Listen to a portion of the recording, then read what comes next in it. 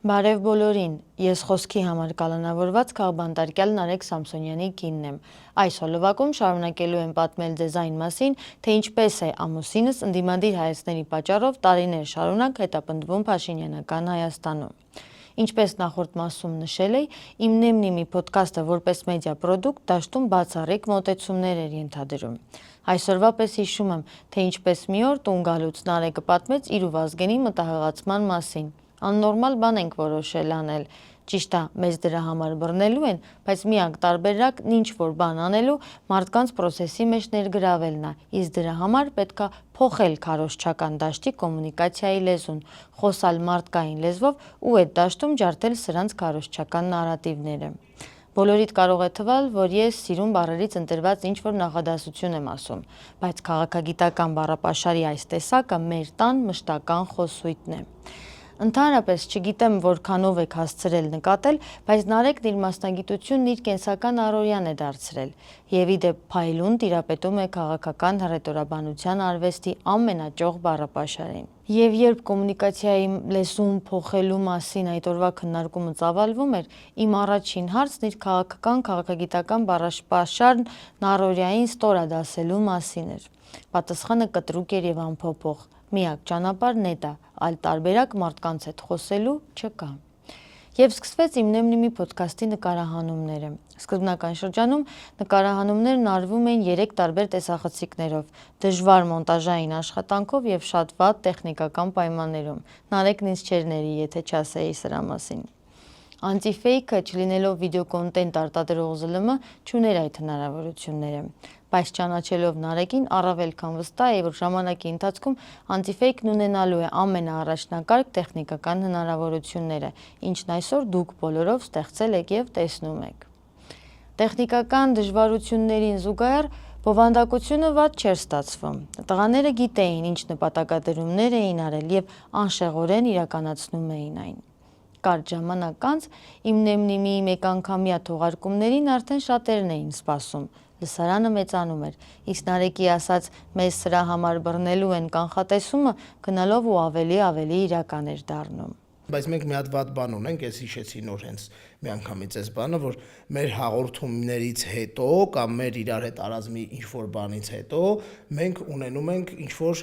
դատական հայց կամ քրեական գործ, հա,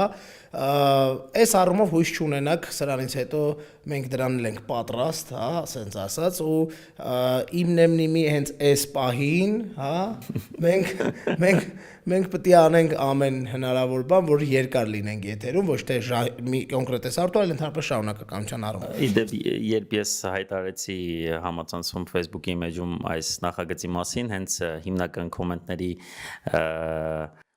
բովանդակությունը այն էր, որ բայց չեք մտածում, որ այն ժամանակ եթե մեկ հաղորդում եք անում քրեական գործեր են հարուցվում, հաղորդաշարի կամ այդ ոդքասթի շարքի ընթացքում քանի քրեական գործեր կառուցվեն, մենք պատրաստ ենք։ Իմ Նեմնիմի զարգացմանը զուգահեռ ռեժիմն ավելի ու ավելի էր այլասերվում, իր գործողություններում ավելի ու ավելի սանձարձակ էր դառնում, իսկ բառապաշարում արդեն գերակշռում էին սեռական բնույթի անպարկեշտ արտահայտություններով հակառակորդների մասին մտքերի չակերտավոր փայլատակումները։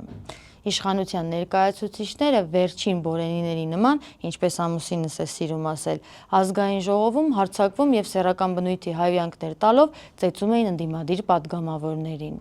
Այդ ամենը հեռարձակվում էր, ինչպես իրենք են ասում, տեղեկատվական տեխնոլոգիաներով, բայց չգիտես ինչու, կամ ավելի շուտ լավ գիտենք, թե ինչու, ռեժիմի ոհմակային գործողությունները Հայաստանի Հանրապետության քրեական օրենսգրքի 297-րդ հոդվածի 2-րդ մասով չէին որակվում, իսկ այլանդակ բառապաշարն ու բացահայտ ծեծը դառնում էր իշխանությունների քաղաքական կրեդոն։ Տեսնելով իշխանությունների կողմից դրսևորվող բացահայտ բեսպրեդելը, Նարեկը տարբեր առիթներով հրապարակային կոչեր էր հնչեցնում ինքնապաշտպանության իրավունքն իրացնելու։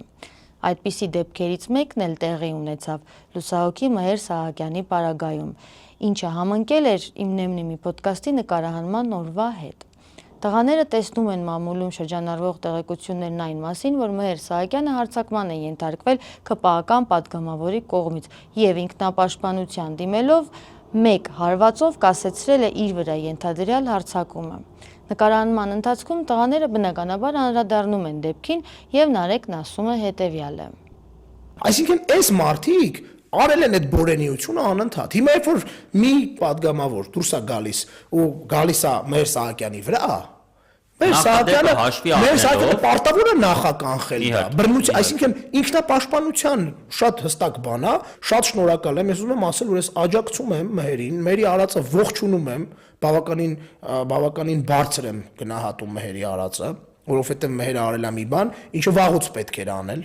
Եվ ինչ ընդհանրապես պետք է հաճախ անել, դե հիմա տենանք սրանից հետո այդ Վլադիմիր Վարդանյանը ռիսկ անելու է, տենց վեր կենա ու հարցակվի մարդկանց վրա։ Լավ է արել, ես համարում եմ, որ Մեհեր Սահակյանի արածը եղել է ինքնապաշտպանության փորձ։ Նա պրոստը նախականխել է, իր վրա հարցակում է։ Ինչ իմանասին, բա որ գահարցակվեր կծեր։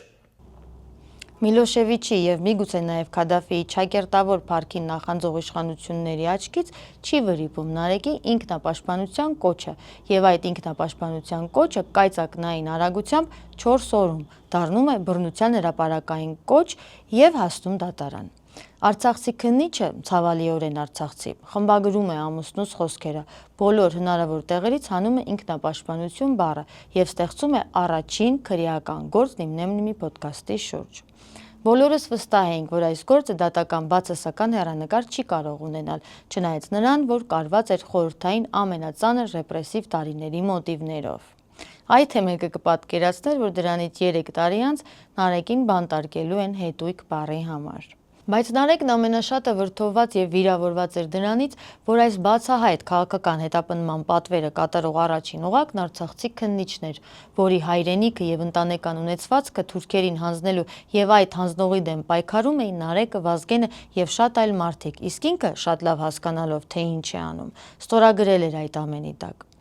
Բռնության կոչի տակ կարված ինքնապաշտպանվելու մասին հորդորի գործը մտավ դատարան։ Սա 2020 թվականից արդեն թվով 3-րդ քրեական գործն էր Նարեկի ազատ խոսքը ճնշելու նպատակով։ Այս գործի դատարան մտնելուն զուգահեռ ռեժիմի պարագլխի կողմից Ադրբեջանի կազմում ճանաչված Արցախը վերջնականորեն հանձնվեց թուրքերին եւ 100 հազարավոր մեր հայրենակիցներ մնացին ադրբեջանական զինված ուժերի կողմից օկուպացված Արցախում եւ բռնեցին գաղթի ճանապարհը։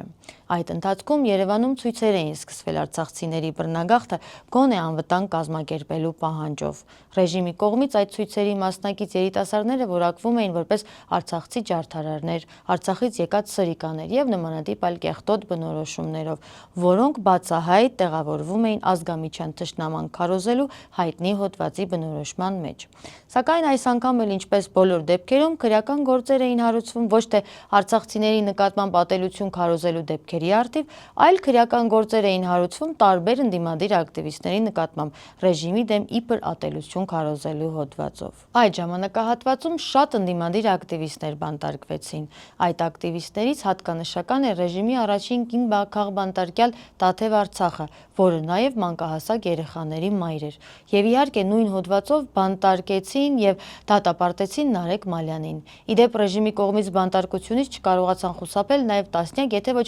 հարյուրավոր արցախցի երիտասարդներ։ Փողոցային հանրահավաքներն ամենօրյա բնույթ ստացան եւ հենց այդ օրվանից Նարեկն ու Վազգենը որոշեցին, որ Իմնեմնիմի ոդքասթը պետք է այլևս հեռարձակվի ուղիղ եթերում։ Բնականաբար, ինչպես արդեն նշեցի, անտիֆեյքի տեխնիկական հնարավորությունները չէին ներում մի քանի տեսախցիկով ուղիղ եթեր ապահովել եւ անտիֆեյքի թիմը ստիպված էր իր մի live view սարքով եւ մեկ տեսախցիկով ուղիղ եթեր ապահովել տղաների համար։ Իդեպ, ովքեր անտիֆեյքին եւ Իմնեմնիմի ոդքասթին միացել են վերջին 2 տարում, խորհուրդ կտամ անպայման ետ գնալ YouTube-յան ալիքով եւ անպայման դիտել մեկ տեսախցիկով ուղիղ հեռարձակումները։ Դա 2023 թվականի սեպտեմբեր-հոկտեմբեր ամիսներն են։ Եվ ինքներդ կհամոզվեք, թե կարճ ժամանակահատվածում Իմնեմնիմի շուրջ ինչ հզոր աջակիցների բանակ է ձևավորվել, որոնց շնորհիվ այսօր արդեն տեխնիկական հնարավորությունները դաշտում լավագույններից է։ Ինչևէ, վերադառնամ հետապնդմանը։ Ինչպես եւ սպասելի էր, գործը դատարանում ներկայացնող մեղադրանքի կողմն ինքն անգամ իրեն չէր կարողացել համոզել, որ խմբագրելով ինքնապաշտպանության կոչը այն կարող է դառնալ բռնության կոչ։ Եվ 2023 թվականի մարտի 15-ին Առաջիատյանի ընդհանուր իրավասության դատարանի դատավոր Տիգրան Ոսկանյանի կողմից կայացվեց արդարացման դատավճիռ, որի ամենախորհրդանշական մասն այն էր, որ այդ օրը հայ մեծ վրիժառու Սողոմոն Թելերյանի ծննդյան օրն էր։ Բոլորս ուրախ էինք, փաստով, որ անգամ ռեժիմի կողմից այդքան ճնշումներից հետո Հայաստանի Հանրապետությունում արդարությունը հաղթեց։ Դատարանը գտնվող Նարեկ Բագրատի Սամսոնյանի վերաբերյալ պետք է կայացնել արդարացման վերջին։ Դատավոր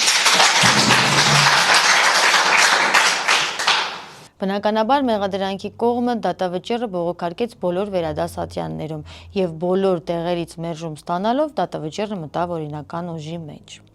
2023 թվականի մարտի 15-ի արդարացման դատավճիռից ընդամենը 7 օր անց տղաներին արդեն 2-ով ենթարկեցին շատերիդ քաջածանոթ եւ ամենամեծ աբսուրդն իր մեջ պարունակող քաղաքական հետապնդմանը։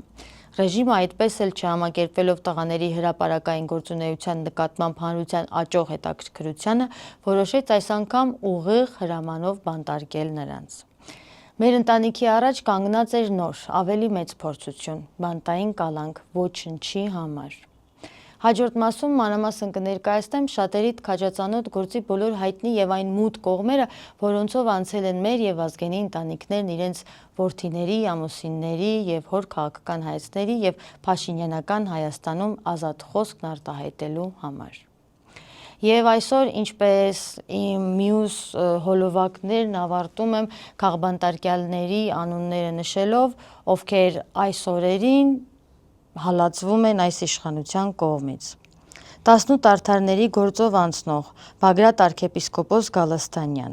Մովսես Շարբաթյան, Արմեն Ալեքսանյան, Իգոր Սարգսյան, Արման Իսրայելյան, Կարո Օկոմուշյան, Վահագն Չախալյան, Հայաստանի Հանրապետության ԱԺՊատգամավոր Արթուր Սարգսյան, Բարերար Սամվել Կարապետյան, Գարիկ Գալեյան, հայրենիքի համար ընկած հերոս Մխիթար Գալեյանի հայրը, Արսեն Ղուկասյան, 44-օրյա պատերազմում անհետ կորած Սարգիս Ղուկասյանի հորեղբայրը, համայնքապետեր Դավիթ Համբարձումյան, Վարդան Ղուկասյան, նաև մոտ 30 գյումրեցիներ, որոնց անունները ցավոք հայտնի չէ։ Անդրանիկ Չամիչյան, ստրայքբոլի գործով անցնող երիտասարդ է, Միքայել arczepiskopos Աջապահյան, Վեհապար Հայրապետի եղբայր Գևորգ Ներսիսյան, Վեհապար Հայրապետի եղբոր որդի Համբարձում Ներսիսյան, Տեր Գարեգին Քահանա Արսենյան, Մկրտիչ եպիսկոպոս Պռոշյան եւ իհարկե Վազգեն Սաղաթելյան եւ Նարեկ Սամսոնյան։ Ազատություն ռեժիմի քաղաքական գերիներին։